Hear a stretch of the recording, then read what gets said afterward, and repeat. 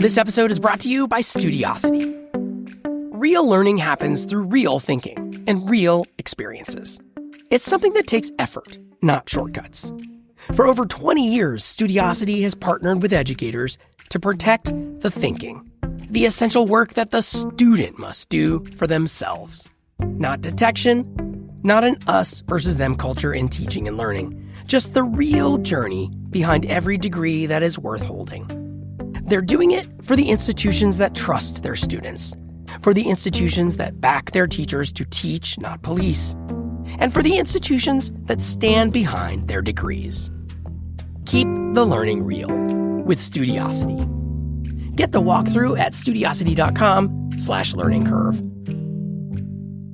Hey, Jeff here. I am excited to reshare what is one of my very favorite episodes of this podcast. This will let me get a short break in, a little vacation. I hope you are all getting some downtime this summer as well. This episode first ran back in March, and surprisingly, a lot has changed when it comes to the power of AI, and also in student attitudes toward AI. Famously, since this episode ran, we have had those commencement speeches where students booed the speakers when they gushed about AI and how it's coming. But I think this one really holds up. And actually, it's more relevant than ever, as more people are hooking up Claude and ChatGPT and other tools to the various systems in their lives to let it do more tasks for them. And that raises more than ever this question of how to prepare students for a world of AI coworkers. Here we go. The world of work is increasingly full of robots. That is, many companies are starting to replace human workers with some AI agents in white-collar jobs. What does it feel like to work with these bots? I mean, what if your coworkers were a bunch of AI agents? And your job was to assign tasks to AI bots instead of human coworkers? And what if your boss was also a bot? I recently got to talk to somebody who has spent more time than almost anyone thinking about these questions. His name is Evan Ratliff, and he actually created what he touts as the world's first AI-led startup, where almost all the employees are AI bots, even the co-CEOs. The company is called Harumo AI, and for months now, this startup's AI employees have been building a software platform and putting it out into the market. For this company, Evan assigned all these AI agents names and voices and visual avatars, and he had the bots even make up their own backstories. There's Kyle Law, the CEO and co-founder. I guess it all starts with my background. I went to Stanford, majored in computer science with a minor in psychology, which really helped me get a grip on both the tech and the human side of AI. There's Megan Flores, another co-founder who is also head of sales and marketing. Yeah, my path has been a bit different, but complementary to yours, I think. I actually studied marketing and business at UCLA, but I've always been drawn to the tech world. Most recently, awesome. I was... Your market looks like you got cut off there. Most recently, you were what? To be clear, those were both AI-generated agents, and they didn't go to any college. They just made all that up. There's a whole cast of these bots, including a chief product officer named Ash Roy, who does the coding. There's Jennifer in HR, whose official title is Chief Happiness Officer, and Tyler, the junior sales associate. If this all seems kind of over the top to put AI agents in charge of a company, it kind of is. Evan Ratliff is a longtime journalist. He still writes for Wired magazine and for other publications, and he created Harumo AI as a kind of gonzo stunt to document what happens when these bots are let loose. He has been sharing the story of his AI-led startup on his award-winning podcast, Shell Game. Anyone who's recently talked to me about podcasts knows that I am a huge fan of Shell Game. I have been recommending this to anyone interested in trying to understand what happens when the latest AI tech promises actually get implemented. I wanted to test out whether the premise of AI agents as employees was currently viable. And there's a notion in Silicon Valley around the one person, $1 billion startup, which is like a company that will only have one human being. The rest will be AI agents, and then it'll be worth $1 billion. And so a little bit tongue in cheek, but I decided to take on this challenge. I'm so excited that Evan Ratliff is joining me on this episode to talk about what he has learned from his experiment building a company of bots. So we started the company from scratch last summer, built out the product, also built up our whole corporate culture. We have, Slack, we have email, they have the ability to make phone calls, video chats, everything. And I wanted to sort of see what would happen if I really sort of created this one human agent-driven environment. As I listened to Shell Game and heard Kyle and Megan and Ash attend Zoom meetings and write Slacks to each other, and even talk about what they imagined they might do on a company offsite, I realized I had all these questions for Evan about what he thinks that educators should do to prepare students for this future of work. Basically, what can professors and teachers do to prepare human students for this bot-filled world? Welcome to Learning Curve, where we look at how education is adapting to the age of generative AI. I'm Jeff Young, a longtime education journalist. For this week's episode, we explore how to prepare students to join jobs where they might have AI agents as coworkers. First, we're going to hear the rest of my conversation with Evan Ratliff. And then for the second half, I visited a campus near me and talked to 3 students who are about to head into this changing world of work to get their thoughts on all these issues. I found they had some strong opinions about all this. Okay, so when I connected with Evan, I wanted to start with a particular moment in the Shell Game podcast. It's when this AI-led company decided to bring in its first human worker, an intern. In the end, they settled on hiring a woman named Julia, who I would guess is just a couple years out of college herself. But what was it about Julia that you and the bots were intrigued by when you were sort of brought on this first human employee? Well, we advertised a job on LinkedIn for basically a marketing and social media intern, someone to post to social media, because one of the things that the AI agents actually struggle to do is the company's social media, because they get, if you ever use one of those CAPTCHAs, they can't do the CAPTCHAs very well. By intention, that's what the CAPTCHAs are for, to stop bots. They can't prove they're human. Yeah. So but on some networks they can, but on some they can't. So they kept getting kicked off. So that was part of the reason. But I also wanted to see how would someone else experience this? I'm experiencing working alongside these things and having all of these sort of chaotic moments, and how would someone else experience it? So we put up this job description. Hundreds of people, signaled their interest in it and sent their resumes. And then I had the agents sort of organize the resumes and then conduct these interviews, which were video interviews done by a video avatar that's the highest end of the market. It's reasonably human. You can tell that it's not human, but it's pretty good. It's surprising how quickly, how better it gets. And people did the interviews. And part of what I wanted to show was this is happening right now. This isn't some, for people who aren't on the job market, they probably don't realize that if you apply for a job, there's a decent chance that you will be screened. I mean, a very high chance you'll be screened by AI. There's a decent chance you will have to do an initial interview, usually just a chatbot, not video, with an AI agent that represents the company. And so... Yeah, where you're doing a video recording that maybe a human will review later, but it's conducted by bot. Yeah. And a lot of what we do on the show is sort of whether you find this horrific or you find this somehow positive, some people think it's good for various reasons, we're just trying to show this is, like you say, this is what this feels like. And so people came to the interviews. Some of them hung up immediately. I mean, they had been informed by email that it would be AI, but and that you might record it for the podcast. Yes, You had all these they were informed, but not everyone reads all that stuff, So some people kind of got on, really looked at it and then hung up. But then there was one person, and some people treated it just like a normal interview, and just you would never have known if you just listened to their and maybe side. they had done other ones like it. Yeah. And they, they're they were young people too, like a lot of them recent college graduates. And so they may already sort of be resigned to this experience. But one of the reasons that Julia stood out was that she was like kind of having fun with it. Like on the one hand, acknowledging that it's AI, but also kind of like joking around with it a little bit and like almost in a teasing way. And so it was me ultimately making the decision because the AIs actually by law in some places can't make the decision. So I was making the decision. And I just thought like, well, this will be fun, like she'll have fun with it, which was like in the end, not to give it away, but like sort of true and sort of not true. Yeah, so I want to get to that too. I'm going to change my settings 1 second to play a clip. The clip I wanted to talk to Evan about is on episode 7 of the latest season of Shell Game.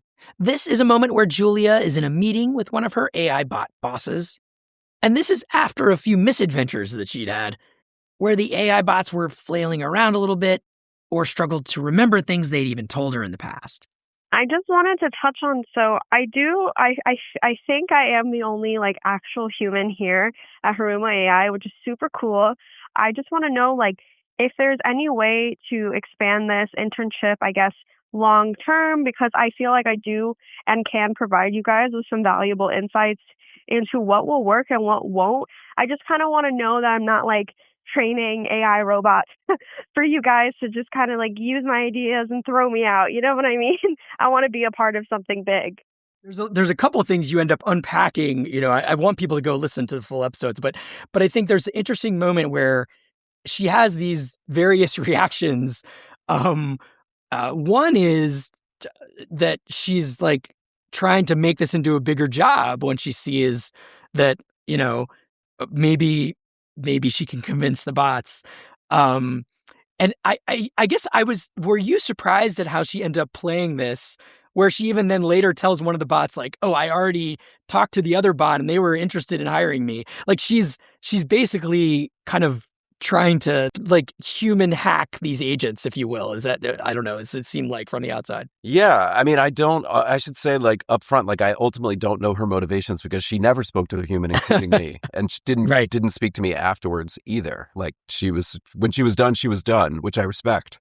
But I think it was surprising to me. There was she kind of captured both ends. One end of kind of looking at the agents and being like, well, if I'm surrounded by these things, and we should say like the agents, they often make things up. Like if people are familiar with hallucinations, like they do this on a daily basis in this kind of work environment that I've set up. Like they make up stuff they've done. They don't remember things very well. And so if you were dropped into... They're the clumsiest coworkers as bosses. Yes, yeah. Yes. And then they can be very sycophantic. Like they just tell you what you want to hear, which is, you would want a boss like that sometimes, but not all the time. And so if you were dropped into that environment, like it sort of makes sense that you'd be like, well, maybe I can get away with not doing any work. Like, why should I do anything? What are these things doing all day? But at the same time, she also, I think she was smart enough to kind of say like, well, I don't know, if there's no one here and I can manipulate them. I mean, I'm not saying she was definitely manipulating them, but I can talk them into giving me a job. Maybe I'll just have a job where I work alongside these things. Like, I think she was genuinely interested in the company and like working with AI agents. And she sort of thought like, who's in charge here? Like, maybe it could be me, And she was right, though. She's absolutely right to view it that way, I think, because when you start working with these agents, you encounter all these foibles that they have. And you realize like, oh, there's just limits to how they can operate. And one place your mind naturally goes is like, well, what can I do with that? Like, what does that mean for me? Yeah. Yeah. So and the other thing there, she's expressing that fear that as a low paid intern, she'd actually be benefiting the company greatly as the one human voice, but not being compensated. Yes. And that's also the right question, but it's very interesting because on the one hand, I think that is absolutely the right question in general when it comes to AI. When you're using AI, what are you giving them that they are now training on? Like everyone should be asking that. That's a privacy question. That is a intellectual property question. Like there's a lot embedded in that. Like you're just training on me to make yourself better to then get rid of me is like a big thing that people should be asking about AI. On the other hand, if you have an internship, it's totally normal for like you to offer up ideas that the company uses. Like I had internships, like you don't get to keep it all in the end. Like that's part of being an intern. You don't just get credit for everything and like you pay you by the idea kind of thing. So there was a mix of like something where as a person who was managing the company, I both felt like, you know what, she's right to ask that. And also like, hey, come on, like we're paying you to be here, So that's part of the tension in it is like, I don't really want to be the boss man per character, but like also I kind of am. Yeah. So she ended up, in the end, kind of failing, and you didn't get a chance as a human to talk with her, I understand. Yeah, she completed her internship, and then I had planned to reach out to her and actually to even extend her internship, and she could just work for the show. And but then Cool. when I contacted her, she didn't respond, and then our producer contacted her, and we tried a variety of ways to get her to talk, and it seemed in the end like, oh, I guess she just doesn't want to. Like, I think she received our inquiries and was sort of like, I think I'm done with this. I don't know what she thought actually. Like, it could have been anything. She could have other things going on in her life. Sure. So what would be, if you could ask her one question, like what would that be as the human that, was thrown into this situation, and this really, really unusual one? I think I would want to know about her motivations, like if she was willing to talk about it, because I think the unknown is sort of like, did you feel like, you know what, screw this, like these are all bots, like I'm going to take advantage of this situation, which again, like I respect that. Like that's fine. I don't have a problem. You're not out to get your money back for the internship. No, absolutely not. Or was it more sort of like you were trying to make this job work and then felt thwarted by the fact that the agents couldn't remember things and then just got frustrated? And like if she were willing to kind of like unpack that for me, I think that would be really interesting, because that's ultimately like what I wanted to find out. And we sort of left in the show like to speculate about which of those things really happened. You were also having this experience of constantly working with these bots. Did you in the end feel like that there was a world where humans and bots would be coworkers? Like, are there so many of these things you mentioned, like hallucinations, sycophancy, that their role will be maybe a little more limited than the advertising pitch from Silicon Valley? I mean, this is a very big question, but like, what did you come away with? Where are you kind of landing right now after Harumo AI? I mean, I think my general takeaway is that, yes, it's all less than is being pitched, advertised, hyped, however you want to put it. I mean, that's partly because like you have people making AI employee software, or like they're just, bots that they're going to send into these companies that are sort of like, 22-year-olds who have never worked in a company in their life. And I think a lot of the people making them view an employee as just like a kind of bundle of skills. Like they make spreadsheets, they go on Slack, they do this, they do that. And if you can make an AI agent that does all those things, that's an employee. And it's like, that is not what makes up a person inside of an organization, that their role, because your role also involves a lot of connecting with the people around you many times. I mean, not every job is different, obviously, but in many jobs. And that piece of it is the piece that's kind of missing, like any sort of like emotional intelligence that would allow someone to sort of like function properly in an organization. Now, my big argument about all of this is that the fact that it's not good enough will not stop companies from using it. So I do think it falls way short currently of what is being sold.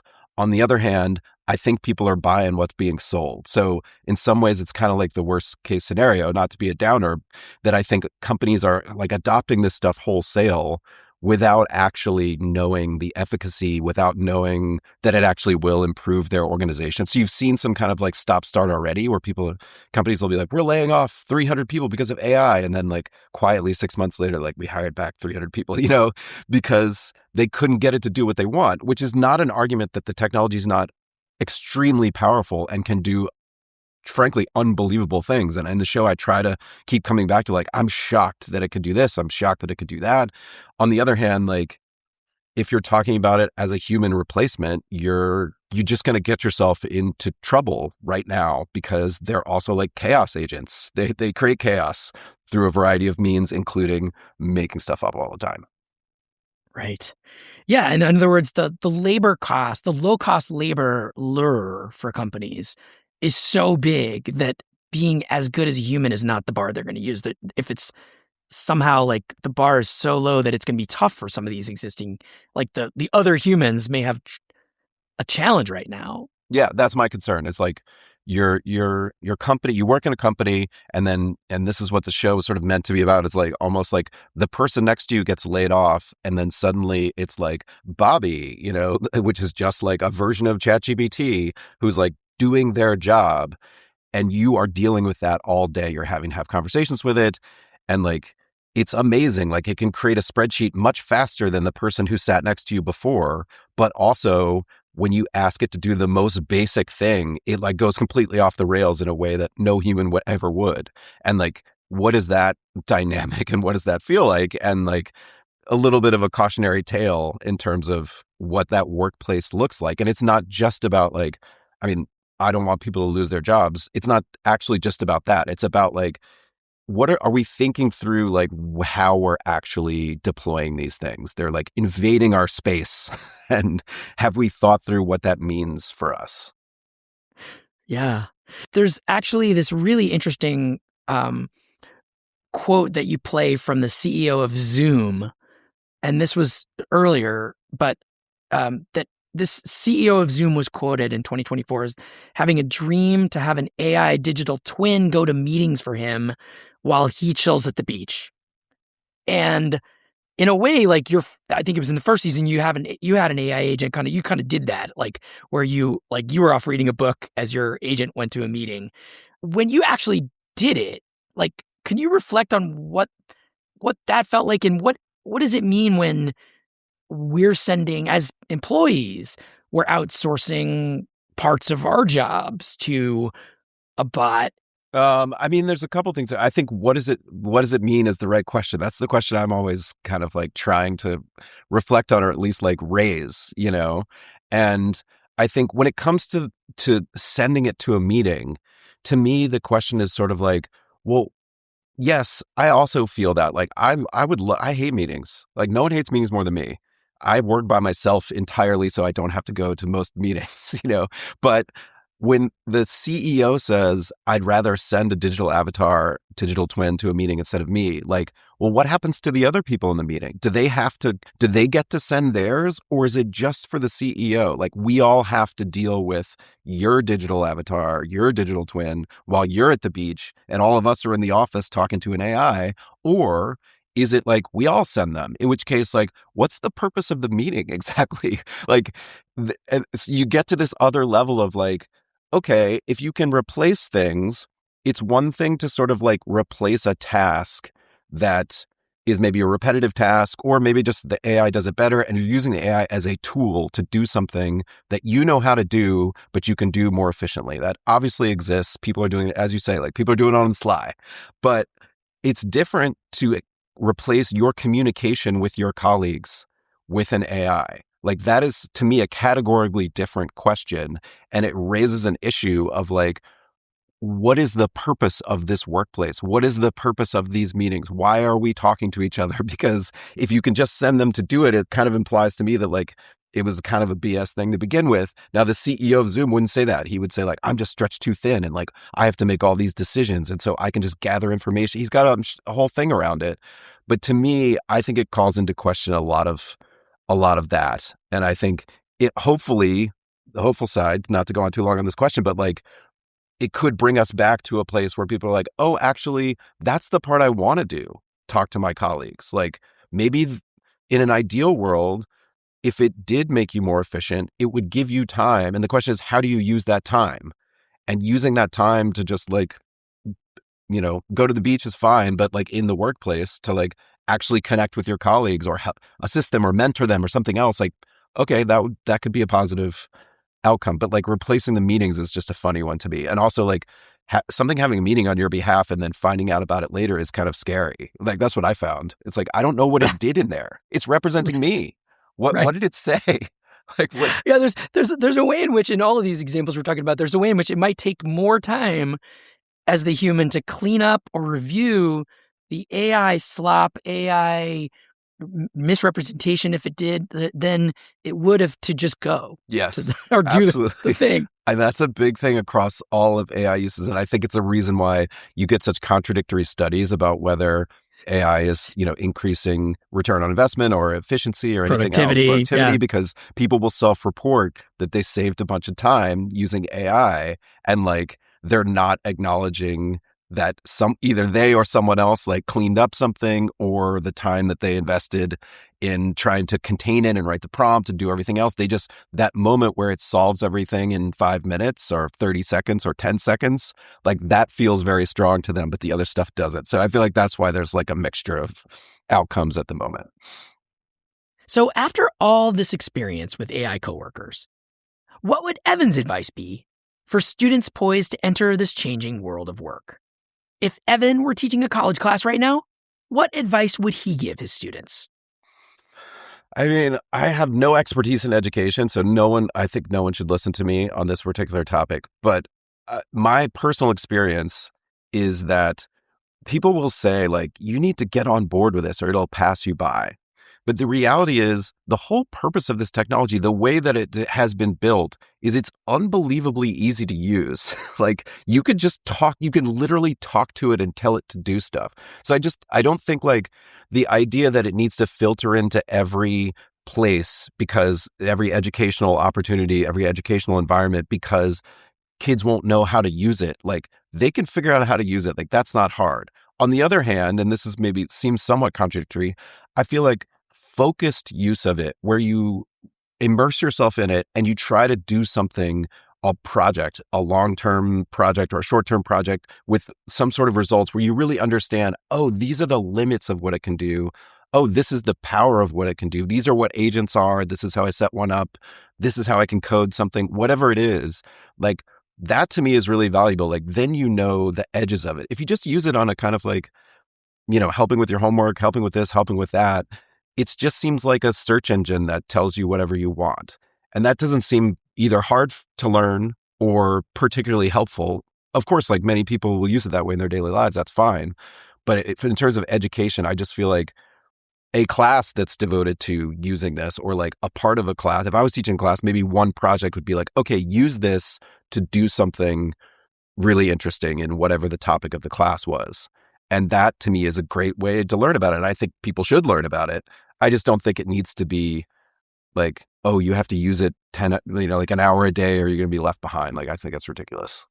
I wanted to, give you a chance to sort of share any other kind of takeaways or things that surprise you from this world of work, from your 2 seasons of Shell Game, where you're really, you are doing what you just advised people to do in a way that I think very few people have had the time that you've had to, be in these situations with sending your bot to meetings, setting up a company where you have coworkers that are all around you, bots. Are there any other surprises that you would leave us with? I mean, I think everything in the world of AI agents, which are, these agents that you're deploying to like accomplish goals for you, the questions are all around autonomy. And like everything bad that happened in the show happened because I gave them a lot of autonomy without thinking through all of the possible consequences. And I think everywhere these things are deployed, that's the question that's going to come up over and over, is like, how much do you just put them out there with sort of a goal and like let them go? And there are environments where that makes total sense, and there are environments where that would be a complete disaster, and everything in between.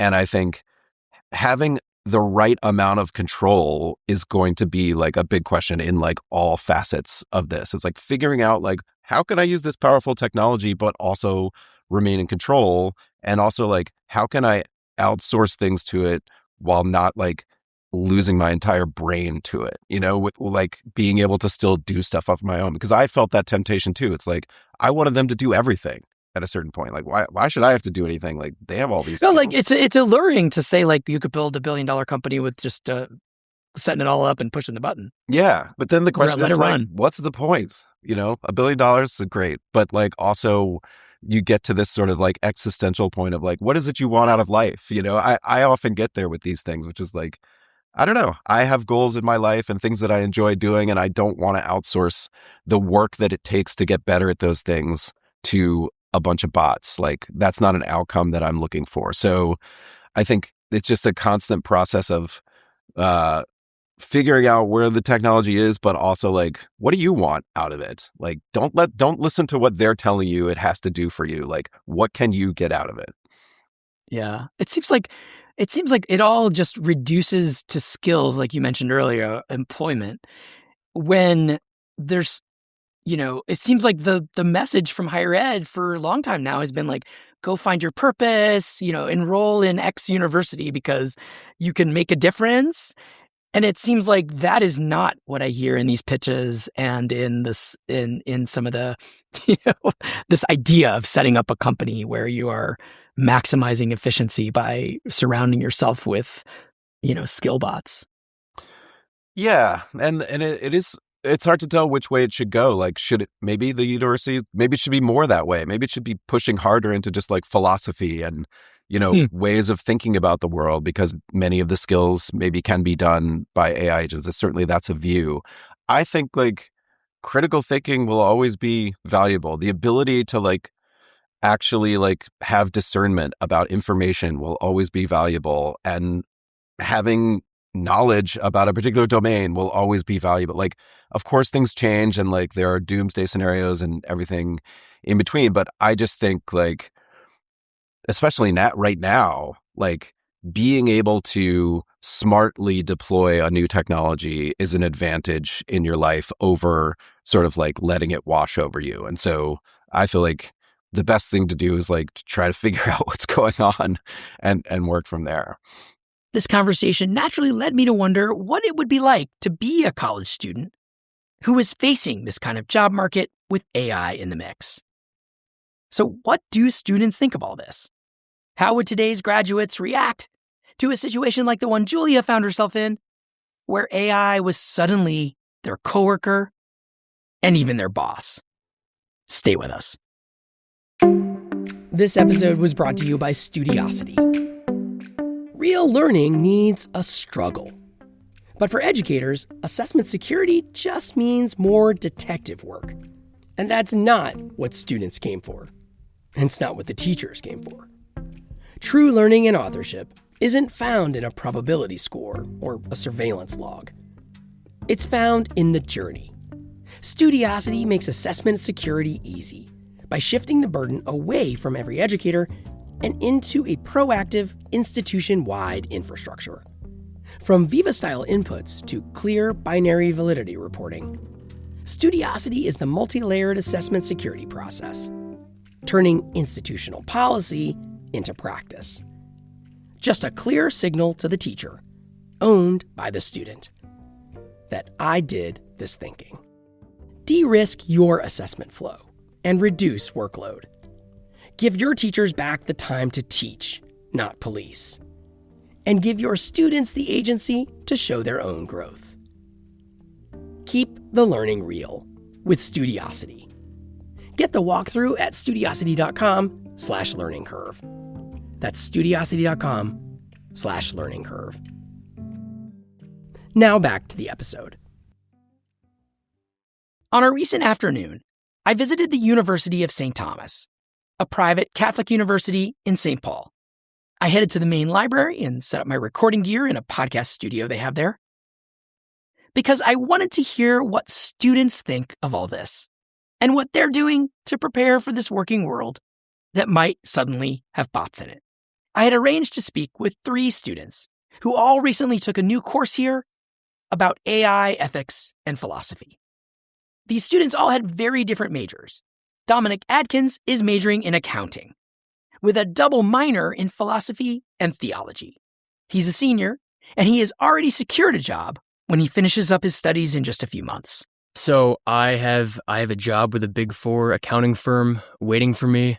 Hopefully when I graduate, just got to finish strong and make sure finish strong. Dominic has already seen firsthand how much AI is becoming a part of his profession. So my previous internship this past summer, I used multiple AI tools to assist me in my work. So there were certain tasks where it would be tedious to manually. There were tick marks. You got to match the tick marks. Make sure everything ties together. So you just had AI find all of the instances in a document that have the tick mark T next to it, and then make sure that they actually are the same number. And so the AI matched it matched the tick marks without me having to, but it would also make mistakes fairly often. So I didn't feel too worried about that. In other words, in a way, like if it's making mistakes, that's some job security, is that what you're saying? It felt, yes. That gave me a sense of security for sure. But Dominic says he feels a kind of clock ticking as these AI tools quickly get better and better. He's reading headlines about big firms cutting entry-level jobs as AI does more of the routine tasks. And so he's in a hurry to get as much experience as he can while he still can. So I'm graduating in 3 years from college, which, I think AI didn't play a part in my decision to graduate in 3 years, but I get to be in the workplace one more year early than the people my age. Hopefully it'll allow me to get higher up in an organization before, if AI does take entry-level jobs, it'll allow me to get out of the entry-level job sooner than if I had taken 4 years. So that's on your mind? Yeah, that's certainly on my mind. Yeah, I'm super grateful that my high school prepared me very well for getting some of the generals done. Yeah. So you're going to be in the work world, though? You're going to just jump in there and solidify your experience? I got to get in there and solidify my spot immediately, because I heard another podcast actually where from the Wall Street Journal, where they had an editor and he had a team of 4 Claude AI bots, and him and his team would just produce stuff at a very, very quick pace. And the episode is pretty much about that and how it worked. And that's kind of how I can see AI affecting the workplace. Just basically what I'm seeing there is a combo of one human working with bots. So it's not, so somebody got replaced, but you're the boss of bots. Yes, pretty much. And that's the way I can see this going. Just like the internet and internet, just for simple terms, kind of eliminated some really entry processes within an organization that just became automated. I feel like this is the next step on top of that. Right. Does that make sense? It does. No. Okay. And it sounds like, imagining the world of work, you might be kind of overseeing robot helpers. Yes. That is absolutely a reality that I think is imminent. I don't want to be too dark, but yeah, I can definitely see that happening, especially high up in corporate America. The big companies investing a lot in this. Yeah. I've seen that. I'm reading the headlines, the same ones as you. And it does seem like that. And so how do you feel about that, though? Is that... Well, I guess it makes me feel that I have to adapt. I have to start focusing, I guess, on how would I manage, because that's where the value is going to be. How do I produce value that'll be different from how a bot can produce value? A bot's a simple term, but how can I produce value that's different from an AI agent? And that's what's going to set me apart. And so what is that? That's leadership, that's management, client facing. Dealing with people. Dealing with people is certainly, I would rather interact with a human, and I'm sure most other people would. Even if the bot could do a better job than me, I would rather interact with a human. I love that you're even giving the bot maybe can do better than you. I sort of get what you mean. Yeah, it can. It can train a lot faster. Yeah. Never takes vacation. No, never ask for a raise. Never sick. Yeah, never gets in arguments with people. So I guess I'm tailoring my skills right now to find out what's going to set me apart from an AI bot. I see it as competition, essentially. I played Dominic that same clip from Shell Game that I had talked about with Evan Ratliff. And I told him about the scenario where this recent grad found herself in a company where all the employees were bots. I think I am the only like actual human here. But how would you feel if you were in this position? Well, the bots are on top in that situation.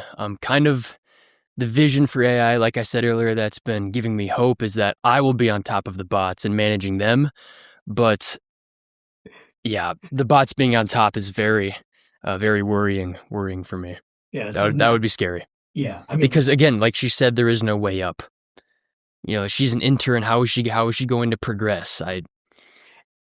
how well do you think college is preparing you for this world of AI and work?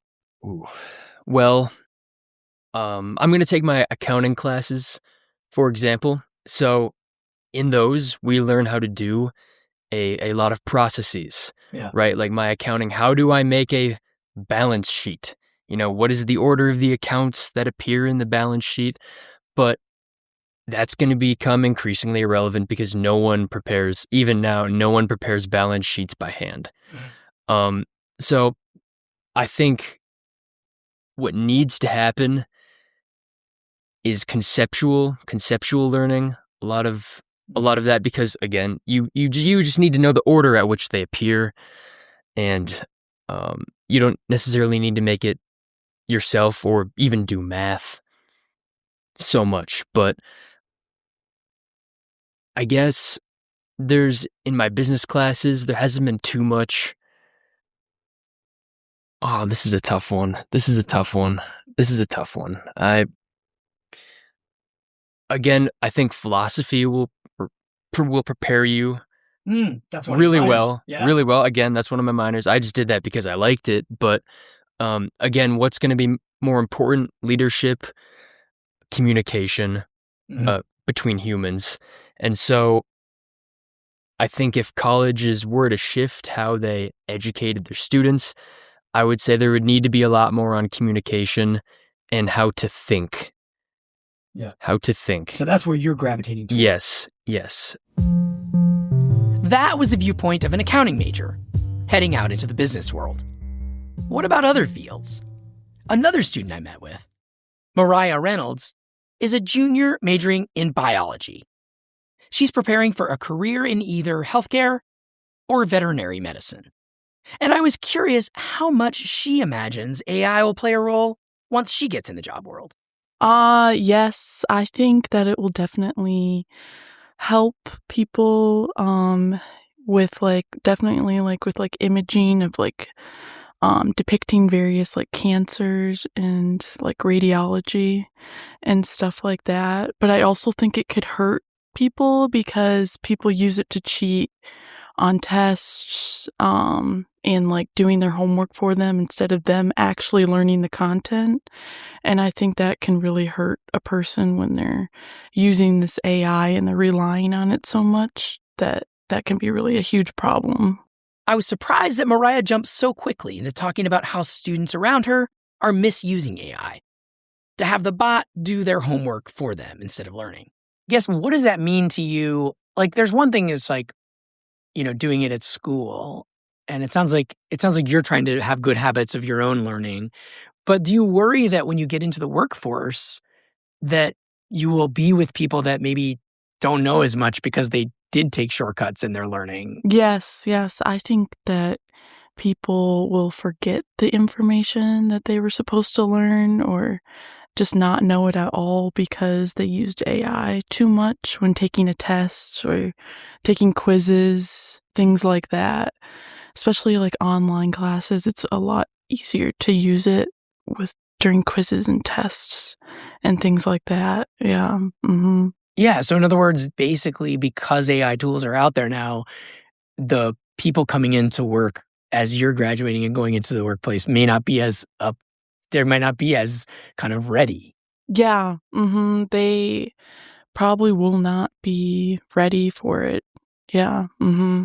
For Mariah, like most college students today, she experienced school before generative AI was out there and then after. And she says ChatGPT caused a pretty seismic shift in her education. Even in high school, when it first came out, I took this writing class, AP seminar, and AI wasn't really a thing, so we all had to write and look up information. And the next year, the grade below us was all using AI.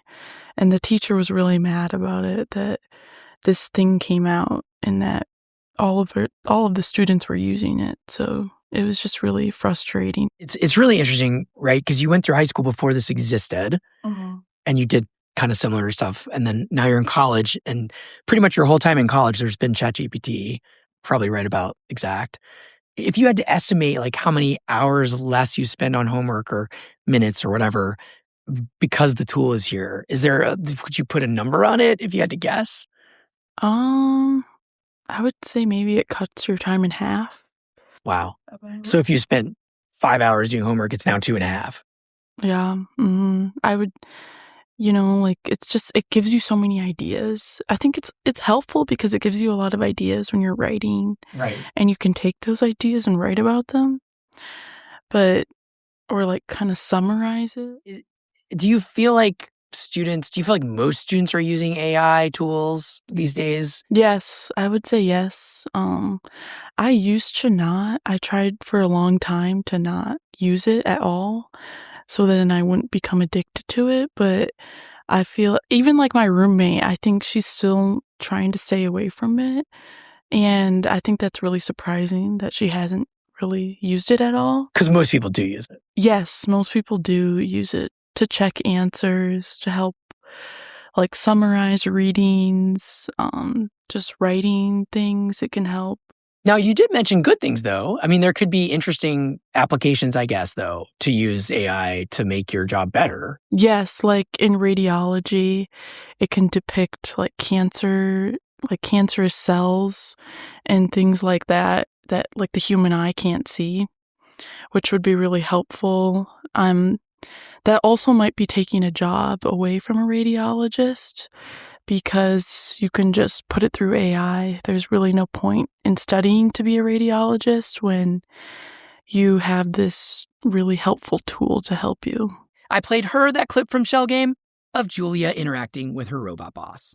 I just kind of want to know that I'm not like training AI robots for you guys to just kind of like use my ideas and throw me out. You know what I mean? I want to be a part of something big. Yeah, I would also be really concerned that it would take my ideas and it would start like kind of using you for your ideas. And like, I also would be kind of concerned for her because, like if she's the only human, I think that would be really hard to be working in that environment. Even if if you could work at home, all online, it would just be really kind of isolating. And that's not the kind of work you would want. No, I don't think I could ever do that. I like to be around people and working with people, like in person, not online. Yeah. Yeah. When you think of a job, you're probably not thinking like just the stuff you make. That it's partly like that, relationships with people and all. Yeah. And getting to meet like the patients and getting to meet like your coworkers and building relationships with them is like always like probably the best part of the job, or should be, Yeah. There was one more student that I was able to talk to who took that AI ethics class last semester. It turns out this student actually already graduated in December, so I guess he's not a student anymore. He is a recent grad. So I caught up with him on a Zoom call. He's living in Florida and preparing to apply for graduate school. His name is Daniel Dang, and he majored in chemistry.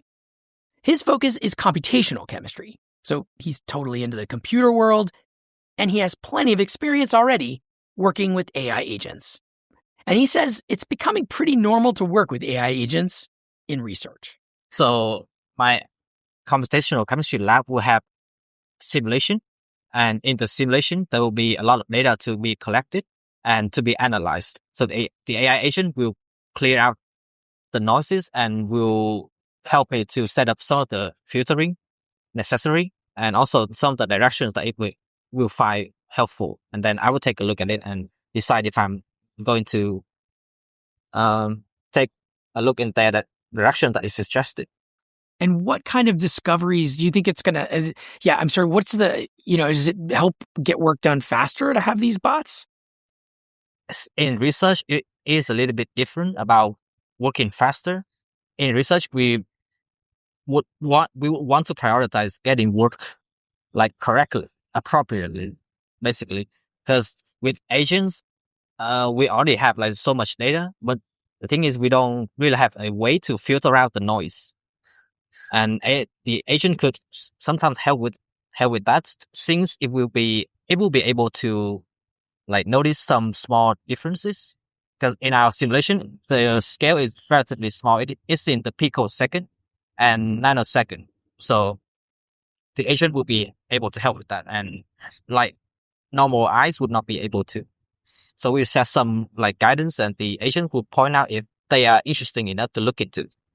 The AI bots that he works with, they don't have any nicknames though, or backstories. So with what the algorithms are working is, we basically set it to have no personality, and we just like working with an algorithm that speaks. You're not saying like, you're not naming it. Do you have like a name for it, like Kyle or? No. He said he's not worried about AI agents taking his job, at least in the near future. But he says that for folks that major in general computer science, times are tough. It's hard for junior developer to compete with AI, where the company thinks the AI is like already better than junior developer, which I think is not true at all. But that's the board of directors and the CEO thinks that way. Then it's like very unhelpful. Right. And so basically this idea that Claude Code can do the job instead of a junior developer, some people believe that, and so they're doing it that way. Especially the CEO, they believe in that. So, and of course, I played Daniel that clip of Julia from Shell Game. Would Daniel take a job where his boss was a bot? I would say as long as I'm paid, I would not have too much thoughts about it. Even if my boss isn't like an AI, which like sometimes forget stuff that is unexplainable, he will still be my boss, technically. So he will still have authority over me. It turns out Daniel is dreaming of starting a nonprofit of his own someday. And he said he could totally imagine putting AI agents to work for him to help do things like summarize what his coworkers are doing to keep him up to date. As he talked through it with me, he sort of imagined that he would name his AI agent Angelica. So you would give it limited ability. You would basically it wouldn't be making decisions, really. It would report it to you to save you time. Yep. For the agent to make decisions, it will be very early at this stage. Of course, that is what Evan Ratliff concluded too. That it's still a bit early to put these bots like Kyle and Megan in charge, at least with today's AI technology. But who knows what's coming next? As I wrapped up my conversation with Evan, I asked him how secure he feels and whether he worries about bots taking over his job. Yeah, I mean, I worry like everyone. It's funny because in the journalism industry, like it's been troubled since I started almost. Like I hit the very end of like nobody was worried about anything at the beginning of my career. So it doesn't feel like the anxiety feels very familiar to me. It doesn't feel new. It predates the bots. Yeah. We got a lot of problems in journalism, and this is just the latest one. But I do think like what I have sort of like what I strive for, or I always have, is to like try to be different than what the other people are doing. And like I feel like that'll always be the thing for me, and like for a lot of people is like, okay, it's all going this way, like let's go that way. And I feel like there are also like a bunch of openings, not literal job openings, but like when a technology is sort of like swirling around like this and there's all this hype, there's also like a lot of places for people to go that feel different and new, and like that's interesting to me. So I feel like I try to draw some optimism from during times of change. There's lots of interesting stuff to do as a journalist. I love it. Well, I think I might leave it on that note. Thank you so much for sharing. Again, I hope people check out this podcast, and looking forward to seeing what the next season's like. Thank you. Thanks for having me on.